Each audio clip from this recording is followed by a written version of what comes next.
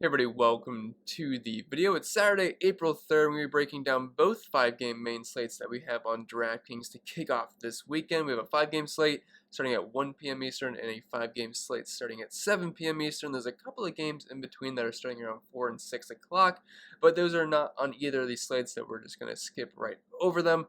But if you find this video helpful in any way possible, please leave a like. And if you're new to the channel, hit that subscribe button, get us closer to 8,000 subscribers. And when I say us, I guess I just mean me. And if you help support the channel over on Patreon, get access to the projections, the optimizers, the rankings, and the Discord chat, and all that fun stuff. Join a community of around 300 so members. Link is down below for that. Follow me on social media if you want. Free money bonus up to $50 using code CPEN over a Monkey Knife Fight down below using the link. And I think that's it for the shameless plug. So without further ado, let's get into today's video. And as per usual, we will start with the pitcher position, then move on to the bats. And a fair warning before I start this video, I'm not going to do two separate sections, so I'm not going to talk about the early slate, then move on to the late slate. I just mixed them together to make this video a little bit quicker because I don't want to make two separate videos because I didn't think that made too much sense. It's also a lot more work as well, so just work with me there. But we're going to start up top with Zach Plisack, $9,800. He's on the early slate pitching at 1 p.m. in Detroit at Comerica Park, and I would say he is my SP1 on that early slate. I know Corey Kluber's there, but he's pitching against the Toronto Blue Jays, which is not really something I'd want to pick on too much this year. They have plenty of firepower in that lineup, and Corey Kluber is not the pitcher that he once was. I still think he can be fine, but I think the overall upside for him is definitely going to be a lot lower than it was in recent seasons. And Zach Plisack, he had a fantastic year last year. Just looking at his numbers, I will say he's got a little bit lucky. He had a 2.2 ERA compared with to a 3.5 xFIP, but a 3.5 xFIP is still pretty good. And you pair that up with a 28% K rate and a 3% walk rate, his numbers were pretty darn good. Had a really good strikeout to walk ratio, didn't give up too much power, and this is a fantastic matchup versus the Detroit Tigers. For quite a few seasons now, they have really struggled versus right-handed pitching. I know there's some new faces in the lineup, but overall, this is not a lineup that I expect to give you too much troubles with the righties, and especially Zach Plisack, because I do think he is a pretty talented pitcher. Is he maybe a bit overpriced? Sure, but we can't get too picky on this slate because there's only 5 games, and looking at all the options that we have, I think he's kind of the clear-cut option that you want to get to. I know Shane Bieber did give up a couple runs versus the Tigers, had that early home run to Miguel Cabrera, and I was kind of surprising because it was snowing in that game, and it was also a bit windy, and I was just kind of surprised that he gave up a home run, especially in that weather, because those were prime pitching conditions because the ball doesn't really travel that far when it's that cold. But he settled in, ended up having 12 strikeouts and an overall pretty solid day. And I'm not saying Zach Plisack's going to come out here and throw 10 plus strikeouts, but I wouldn't be surprised if he can get you above 6, have 6, 7 solid innings, because the Indians pitchers tend to have a pretty long leash to them. So I wouldn't be surprised if we see Zach Plisack definitely push it up a bit in the pitch count compared to other pitchers on their first start. So definitely like Plisack here, but the Tigers last season, 28% K rate to righties, a low walk rate, low ISO, low average, low WOBA, and a low WRC+. He pretty much checks all the boxes for me besides the price tag, but if you can make him fit, I definitely think he's a very interesting option. And I will say there's some really free and cheap bats that you can use on the early slate, which I will talk about a little bit. A couple of Orioles bats that are the bare minimum, which I think is grossly underpriced, so I don't think you're going to have too many issues getting to Zach Plisack, and also a team total of only 3.8 against him. So I do like Zach Plisack a lot on that early slate. And besides him, there's no other pitchers I really like a lot. I'm obviously going to have to pick a couple playing the early slate just to pair up with them, because I can't just play Zach Plisack unless you're playing over on FanDuel, which I'm not really sure what their slate looks like. So I'm going to end up having to find an SP2 there, but you can just find that on the projections and the optimizer and things like that on Patreon if you decide to do that. But anyway, moving down to the late slate, we're going to have 3 pitchers here in Walker Buehler, Joe Musgrove, and Corbin Burns. We're going to start with the Walker Buehler here, $9,300. He's the most expensive of the bunch, but I do think he's a pretty solid option. Now, in my experience with Walker Buehler, he's usually a bit hit or miss for me. I've had a couple times where he's just flawless, and then a couple of times where he just kind of burns me. But we saw his teammate Trevor Bauer have a phenomenal start to the night. It didn't end well. He ended up giving up 2 home runs and had 4 earned runs, but he still struck out. He had 10 strikeouts, I believe, and he had that no-hit bid until the very end there. Then things started to fall apart, and the Dodgers, they were starting to really give it up because the relief came in. I know David Price, I believe he gave up 2 home runs and I want to say 4 pitches or something like that, and they had like 4 homers in that inning. So they were cutting it a bit close there, but they still had a pretty solid win. They put up a ton of runs in Coors Field. And when we get to the bats, you're going to see a lot of Dodgers bats once again. But this lineup, this Colorado Rockies lineup, I know they got hot late, but I'm not too scared of it. I think Walker Buehler can definitely take advantage of it. Now, the pitch count's definitely always going to be an issue in their first start, especially for a guy like Walker Buehler. But his numbers are always pretty solid. A 3.44 ERA last year paired with a 3.93 xFIP, which is a little bit higher than I'd like it to be, but still at a strikeout rate close to 30%, which I know does show up orangish red, but that's comparing it to only 4 players here, and that's Corbin Burns and Musgrove, who had over a 30% K rate last season, so it's not something I'm overly concerned about. And like I mentioned, this matchup versus the Colorado Rockies is not something I'm overly concerned about. The only concern here is that he's pitching in Coors Field, and that has inherent risk because Coors Field can always pop off. It's the easiest place to hit home runs, so that's the issue with him. I feel like if he was not in Coors Field, it'd be closer to $10,000, so I like the discount here. Not saying you have to play him in cash games, because I feel like a very popular pairing on this slate is going to be the Musgrove of Corbin Burns, because they're both in that mid-range, and they both have some pretty solid matchups, low Vegas totals against them, so I think it just makes sense. Plus, they're cheaper, so you're going to be able to fit Coors bats in a little bit easier, and you're definitely going to want Dodgers bats once again. I have a hard time seeing them flop, so yeah, I like Walker Buehler in tournaments just as I pivot off of the 2 guys below him, but don't think he's a necessity, just probably a better tournament play than anything. And dropping down to Musgrove here at $8,600, he gets a pretty solid matchup here versus the Arizona Diamondbacks. I know they gave you Darvish troubles in the first start, but then Blake Snell actually had a pretty good start versus them tonight, or last night, I guess, when you guys end up watching this video. I ended up getting pulled, so he wasn't eligible for the win, but the last time I checked, I believe they're still winning 3-2, and Snell had over, I want to say he finished with 22 fantasy points. I want to say 8 strikeouts as well. Now, he's a lefty, so can't really compare it too much. But the Arizona Diamondbacks lineup is not something that I really get too worried about. Vegas isn't either. Like I said, they have a really low Vegas total, one of the lowest on the slate. I believe the second lowest, only behind Corbin Burns. And obviously, if Walker Buehler wasn't in Coors Field, I assume he would have the lowest, but that's unfortunately not the case for him. But he's a pretty heavy favorite here. Had a good season last year as well. He had a 3.19 xFIP and a 33% K rate. Walks have always been an issue with him, and he can give up some lefty power, which is always something to watch out for. But overall, I think Musgrove's in a pretty good spot here. The Diamondbacks last year versus lefties, not the greatest numbers. They didn't strike out a ton, only 21% K rate, but they didn't walk very much. Pretty low ISO, and overall some pretty low numbers. So I think Musgrove is an excellent, as weird as it sounds, I think he's a fine SP1 option, because I really like that Musgrove-Corbin Burns pairing just because it's only roughly $16,000 to $17,000 of your salary, which is not that much, because for pitching, I typically don't like to go above $20,000. So if we're sitting at a couple $1,000s below that, we're definitely going to be able to get the bats that we want in. So I definitely really like Musgrove there as either an SP1 or an SP2. Then Corbin Burns at $8,200. He is my favorite pitcher on the slate, and I assume that's going to reflect in ownership. I'm assuming he's going to be the chalk pitcher here, and I think that's definitely deserved. His numbers last season were absolutely phenomenal. He had a 2.11 ERA and had an xFIP closer to 3, so got a bit lucky in that category, but even then, that's the best xFIP of the players that we've talked about so far. Walks were a bit of an issue, kind of similar to Joe Musgrove, but still, he had phenomenal numbers, a 37% K rate, a .075 ISO given up, less than a 200 batting average, even better, less than a 175 batting average, a WOBA of 239, a slugging of 249. His numbers were very, very strong. In this Minnesota lineup with no Nelson Cruz, no Josh Donaldson, I'm not really that scared of it. I know there's a couple of guys that can give him some trouble, like a Max Kepler. You guys know I love playing Max Kepler, but that's not something I would look forward to doing on this slate. So Corbin Burns, $8,200. I feel like he's a bit underpriced. There's strikeout upside, and that's the thing we like the most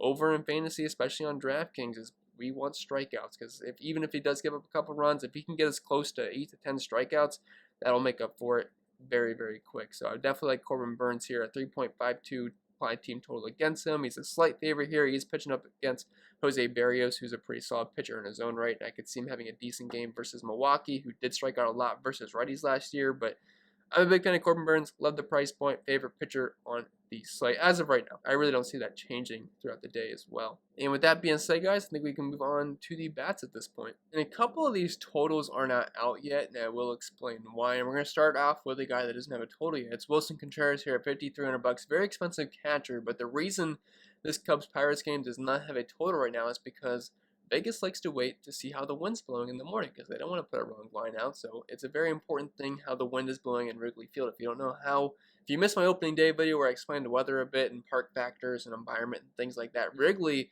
is one of those fields that's very affected by the wind. When the wind is blowing out, it's going to carry that ball that could easily be a fly ball, deep fly ball. No, it's not going to take a pop-up out to a home run. That's not going to happen. But a deep fly ball that could easily be a catch, it can sometimes push it over the fence. I've seen it a couple times where I remember rostering Kyle Schwarber, I think it was last year. He hit a ball, and it looked like it was definitely going to fall a few feet short in the outfield, but it just kept on carrying and ended up getting a nice short home run. And that's the thing that the wind can do in Wrigley Field. And I was looking at the weather. It looks like it's going to be warming up as well. I think the first game for Wrigley is when I was using Cal Hendricks because of that wind. I think it was like in the upper 20s, low 30s in that game. The wind was blowing in, but it's going to be in the 50s for this game. Again, weather can change, but as of right now, it's supposed to be in the low 50s for this game, and the wind is going to be blowing at around 15 to 20 miles per hour, which is prime hitting conditions. Obviously, we'd like it a little bit warmer, but that wind carrying that ball out is a big boost for the bats here. So definitely going to be in on the Cubs. I assume their implied team total is going to be quite high. I don't think it's going to be quite Coors Field level, but it might be pretty close to it. I've seen some instances where when the wind is blowing out, we see some pretty high lines for the Chicago Cubs. And now it's not the summer, so obviously we don't have the temperature factor working in our favor, but it is warmer than the first game that they had. But they're going to be going up against lefty in Tyler Anderson. He's not the worst pitcher out there, but that win factor is what's really going to get me here for the Cubs. And Wilson Contreras has some pretty good power. I know his numbers last year versus lefties weren't that good, only a 49 WRC plus and a .07 ISO and a near and a batting average below 200. But I still think Contreras is a fine play. I feel like he is a bit expensive. He did have better numbers versus righties last year, but I still prefer the righties here versus Tyler Anderson. Looking at his numbers versus righties last year in a 42 inning sample size, he had an xFIP of 6.25, only a 15% K rate, a double-digit walk rate, a pretty bad strikeout to walk ratio. Didn't give up too much power, but he does give up a lot of fly balls, as you can see from his ratios here, which is probably not on your screen right now, but only a 24% ground ball rate to righties last year, a near 50% fly ball rate, and a favorable to hitters ground ball to fly ball ratio. So with the wind blowing out, if he can just get some fly balls to these righties, I like their chances of going yard here. So Wilson Contreras, I know he's a bit expensive, but I still think he's a pretty darn solid option. And I should also mention he is in the early slate as he starts at 220. But moving on to the next guy, he's in the late slate starting at 810. We have Austin Barnes at $4,000 in Coors Field versus John Gray. Now, I'm assuming that Will Smith is going to sit for this one, and he's getting the start. Obviously, if Will Smith happened to play, we wouldn't play Austin Barnes. We would like Will Smith, and I would say I'd like Will Smith over Wilson Contreras just because he's in Coors Field, and the Dodgers are probably going to go off once again. I know baseball, anything can happen, and they can easily flop, but they have a team total of over 7 right now, and I wouldn't be surprised if it climbed throughout the day. I mean, the Dodgers was absolutely raked last night, and John Gray is on a pitcher that I think sucks. Now, I will target him in Coors Field, especially with the best hitting team, overall best team in baseball, but he's not the worst pitcher in the world, but he can definitely struggle out there. And if we're looking at his splits last season, if we just look at the overall numbers instead of the splits at first, he had a 6.69 ERA paired with a 5.68 xFIP, a 13% K rate, not a bad walk rate, but he's definitely going to give you pitches that hit, had a 200 ISO. And if we look at his numbers versus lefties and righties, versus lefties and a 13% K rate, a 6.36 xFIP, and a 266 ISO, and a 42% hard contact rate. And versus the righties, it doesn't get much better, a 5.55 xFIP, and 11.9% K rate, a same walk rate. Didn't give up as much power though, an ISO under 100 there, but over a 300 batting average and over a 50% hard contact rate as well. So I think lefties and righties are both fine here. I would probably prefer lefties, but it doesn't really matter too much. I think you can just load up on lefties and righties and not really worry about that too much. And then if you're looking to save a few bucks, we have Victor Caratini at $3,100, assuming he's in the lineup here versus a lefty. Caleb Smith, not a bad pitcher, but the Padres do have a team total close to 5 here, and he can definitely give up a lot of fly balls. And last time Caratini faced a lefty, that was on opening day, he was pretty cheap, a little bit cheaper than he was now, but Caratini actually ended up having a pretty solid day and was a pretty good catcher to have, especially at that price point. But last year, it's a small sample size of 30 plate appearances, but he was good versus lefties with a 150 WRC plus, on-base percentage over 400, walked quite a bit, did strike out a lot, but had a batting average close to 300 and a WOBA of around 400 as well. If we're looking at Caleb Smith's splits versus righties, Sorry, I gotta scroll over a little bit. So it's only a 10 inning sample size by an xFIP of 7.78. Had a decent strikeout rate at 20%, but nothing too crazy. But he can walk a lot of guys. A 25% walk rate, that K minus BB percentage right there, that is pretty poor as it is in the negatives, but close to a 200 ISO, a 66.7 fly ball rate. That's the thing with Caleb Smith. He'll give up a lot of fly balls, and not that this is the best hitting park in the world, but I think Victor Caratini, guys like Minnie Machado, Fernando Tatis, Tommy Pham, even Will Myers, I think they're in a pretty good spot here versus a fly ball lefty in Caleb Smith. Then dropping down to first base, we have Max Muncy at $5,100. Like I mentioned earlier, I don't have to go over the matchup every single time. If you're a Dodger, I like you on this slate. I realize they're very expensive, but there's some value we can get to. And if we're going to be rostering those mid-range pitchers like Joe Musgrove and Corbin Burns, they don't really exactly break the bank. So you're going to be able to afford a couple of Dodgers. I'm not sure if you're going to be able to afford Muncy, Seeger, Justin Turner, not Manny Machado, thinking of a couple years ago, Mookie Betts, and Cody Bellinger. That's probably not going to be possible on this slate. You could potentially make it work. We're just going to have to see how the value shakes out. But Max Muncy, he's got power versus lefties and righties. John Gray, not a big strikeout guy. So I think Max Muncy, if he can make decent contact, has a decent chance of a home run. But it does come at the expense of that very, very expensive price tag. Then Colin Moran at $3,600. He's on the early side as he starts at $220. But like I mentioned earlier, this Pittsburgh-Chicago game is going to have wind blowing out at Wrigley Field as a big bump to bats. And Pittsburgh Pirates, while they don't have the best offense in the world, probably one of the worst offenses out there, Jake Arrieta is not a pitcher I fear by any means. So I actually think the Pirates will have a decent team total in this game. And Arrieta's splits versus lefties have definitely been dwindling the past couple of seasons. Like, he just can't really miss bats too much. He only has a 13% K rate versus them in 24 innings pitched last season, a 7.4 ERA, which is dreadful, paired with a 6.3 xFIP, which isn't too far off either. A 266 ISO and just some overall pretty poor numbers, a 42% hard contact rate. So while Colin Moran's not the best batter in the world, he does have some decent splits versus righties with a 262 ISO.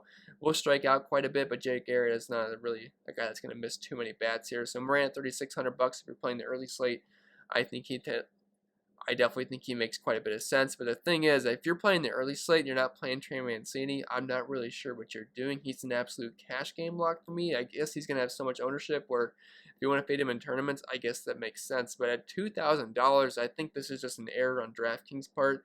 Now, we have no splits from him last season because he was dealing with the unfortunate circumstances that he had. But he's back. He's going to be batting second in the lineup, and he's just too good of a hitter to be priced at the bare minimum. Like, I just don't understand why he's priced this low. He was not priced like that on opening day, so I'm pretty sure there's just an error in the pricing algorithm for DraftKings. So if I was you, I would take advantage of this because he's got great splits versus lefties and versus righties, and he actually had some reverse splits tendencies. I remember the last time I was grinding with slates when Trey Mancini was on, which was in, 2019. So I like them versus righties, and I'm not scared of anyone on the Boston pitching staff for the most part. It's a hitter-friendly stadium. Their team total is sitting below 4.5, but I wouldn't be surprised if they can get over on that. I think this is going to be a good game to stack for bats. I think there's going to be a lot of scoring in this game. Could easily see it going over for both teams, so definitely Trey Mancini, only $2,000. I'm not really sure what else you'd want from him. And dropping out of second base, we have Gavin Lux and Coors Field, $4,000. I know he hits near the bottom of the order, but all the Dodgers are in play here. This is a loaded lineup, and Gavin Lux will have plenty of opportunity to drive in runs here. So, like Gavin Lux, he had a pretty solid night last night as well. Adam Frazier, $3,800, should be leading off versus Jake Arrieta. And like I mentioned earlier, Jake Arrieta really can't strike guys out. Adam Frazier will make plenty of contact here. He's not a big strikeout guy by any means, as he only has a 14% K rate to righties last year. Now, he doesn't have much power or anything, but the wind should be able to help that out a bit. Leading off, I like the price point. I think he's a pretty solid option. And Kike Hernandez at $3,300. I just like stacking against Matt Harvey. He's not a very good pitcher these days. They have a team total above 6 as of right now. I could potentially see that going a little bit lower. I feel like 6 might be a bit high for the Vegas line, but I definitely think this game could shoot out and turn into a home run fest, or at least a run fest for the most part, because not two great pitchers on the mound, and I think the bats, while the Boston team is definitely not what it once was, I still think there's some decent bats in here that could have an okay day fantasy-wise, and they're not overly expensive as well. I prefer Kike versus lefties, but his numbers versus righties, while they weren't super impressive last year, they weren't that bad either. So I think Kike at that price point leading off would be a solid option. And then dropping down to third base, we have some really expensive options. So I kind of typically like spending down for catcher, first base, and second base. At least that's what I've been doing so far to start this season. And then I like spending up in that infield of third base and shortstop because there's just so many good players at third base and shortstop, and I feel like those are your best bets for home runs and a lot of fantasy points outside the guys like Mookie Betts and Cody Bellinger up top in the outfield. You can still play them as well, but I typically find myself spending up at third and shortstop. So we start with Minnie Machado, $5,700. I kind of already went over it when I was talking about Victor Caratini. Now, obviously, Minnie Machado is a much better player than Victor Caratini, but Caleb Smith gets a lot of fly balls to righties. He doesn't really get ground balls, and Manny Machado, he is a lefty masher. Looking at the overall numbers last year, very elite, over a 300 batting average, close to a 400 WOBA, close to a 300 ISO, and a 150 WRC plus. Versus lefties, though, the numbers were fantastic, over a 300 batting average, 400 WOBA, over a 150 WRC plus, kind of similar to what the overall batting stats were, but doesn't really strike out too much, and the ball is going to be put in the air. Versus Caleb Smith, it's just a matter if it goes over the fence or not. So if you got the money for Machado, I think he's a very, very strong play. Now, I don't think I'd play him over guys like Justin Turner just because I like the overall offense of the Dodgers better, and he's cheaper as well, but I do like Machado in tournaments. Just don't think I'm going to get there in cash games. And then over on the early slate, we have Rafael Devers at $5,600. He's a lefty versus Matt Harvey, and Matt Harvey just... yeah, I mean, he just kind of sucks these days, just to put it bluntly. Not a pitcher I fear by any means. And if we're looking at his splits versus left-handed pitching last season, I know it's only a 6-inning sample size, but in those 6 innings, he had an xFIP close to 10, only a 10% K rate, 353 ISO given up, and I'm not going to really go too in-depth with these numbers because it's such a small sample size, but over the past few seasons, we've seen Matt Harvey just not be a good pitcher and someone you're going to want to stack against, and Rafael Devers, he's got elite numbers versus right-handed pitching over the past couple of seasons, so I think he definitely makes sense, especially with a team total above 6. I'd say he's one of the main priorities on that early slate because he is on the early slate, not on the late slate. Then Justin Turner, it's just getting Coors Field exposure. He's not overly expensive as well, 5,100. He had a great night last night. Not concerned about a righty-on-righty matchup. He hits righties just fine. And John Gray, not great versus righties either, so yeah, sign me up for some Justin Turner. Obviously, I think he makes all the sense in the world there because of the lower price tag compared to guys like Cody Bellinger, Mookie Betts, and Corey Seager. And then dropping down to shortstop, we have Tatis, $5,900. A very similar play to Manny Machado. Last year he led all the StatCast numbers for the most part. Led the barrels, hard hit percentage, hard hits total, and overall, I mean, we know Tatis is a fantastic hitter. Hasn't had the greatest start to the season, but it's only a 2-game sample, so it's not something you should be overly concerned about. But he crushes lefties, he crushes righties. Like I mentioned, Caleb Smith, very big fly ball guy, so ball should be put in the air. It's just a matter of going over the fence, and I'd say it's only a matter of time for Tatis to have a breakout game. So I do like Tatis there, but obviously I like Corey Seager better overall, so I'd say Tatis is the tournament play. Corey Seager is your cash game play, even though I'd still rather play Corey Seager in tournaments probably. But if you're looking for ownership, it would be Tatis over Seager. But overall, Corey Seager, one of my favorite plays in the entire slate. If I had to pick one guy on the slate to play in the late 5-game slate, it's Corey Seager. Price doesn't matter at all. He's starting in the season absolutely hot. I want to say he was 7 for 7 to start the season, combining the 2 games. Then he ended up having that go round out late in the game last night. But Corey Seager, he's been crushing it since last year. He was kind of right behind Tatis in those StatCast numbers. He was right up there with them in terms of barrels, hard hit percentages, and things like that. And he's been crushing righties since last year. Looking at those splits versus the right-handed pitching, a 322 batting average, over a 400 WOBA, over a 300 ISO. Very similar numbers to Tatis here, so I like Corey Seager a lot. Pretty much my favorite overall play in the slate, disregarding price tag. And then over on the early slate, I like spending it for Javier Baez. I know he's pretty expensive, and he does have some decent power versus lefties. The only problem is he loves to strike out. He's got a near 30% strikeout rate and only a 3% walk rate, so I mean, he doesn't usually get on base unless it's off of a hit or something, because the guy just doesn't have the best play discipline in the world, but I still think there's plenty of home run upside versus a lefty with the wind blowing out in Wrigley. Then moving down to the outfield, we have your 2 obvious options in Mookie Betts and Cody Bellinger. If you can afford both, great. If you have to pick one, if price doesn't matter, I'm going to side with Mookie just because he absolutely crushed right-handed pitching last year. Some really elite numbers, a 323 batting average, over a 430 WOBA, 354 ISO, 181 WRC plus, and close to a 700 slugging with all the best numbers in the world. You guys can see for yourself. Dark green bars. And John Gray, not a pitcher I'm too concerned about. He also hits at the top of the order, so there's more opportunities for at-bats, although Cody Bellinger should still do just fine. And I prefer Mookie Betts over Cody Bellinger. But if you have to save $500 to get the Bellinger over Mookie Betts, I don't have any issues with that. But both are absolutely elite plays. And Coors Field with a run total of over 7 versus John Gray. Then getting into more so the mid range, we have Will Myers at $4,900 facing the lefty Caleb Smith. Similar plays to Fernando Tatis and Minnie Machado. I wouldn't say he's quite on their level, but there's plenty of home run upside for a guy that has some really good splits versus left-handed pitching. Last year in 70 plate appearances, 328 batting average, 430 WOBA, near 330 ISO, and near 200 WRC plus with a 656 slugging. So Will Myers like the home run upside versus the fly ball lefty and Caleb Smith. Ian Happ, $4,800. He had worse splits versus lefties last year compared to right-handed pitching, but I still think he's a pretty solid play here, and he did have a near 400 on base percentage versus lefties. Should be leading off. The wind's blowing out. I feel like he's a bit expensive there, but if you are going to be stacking the Cubs in the early slate, wouldn't make much sense to lead off their leadoff hitters. So do like Ian Happ, even though he is a bit pricey there, but I like the entire Cubs lineup as long as that wind keeps blowing out versus Tyler Anderson.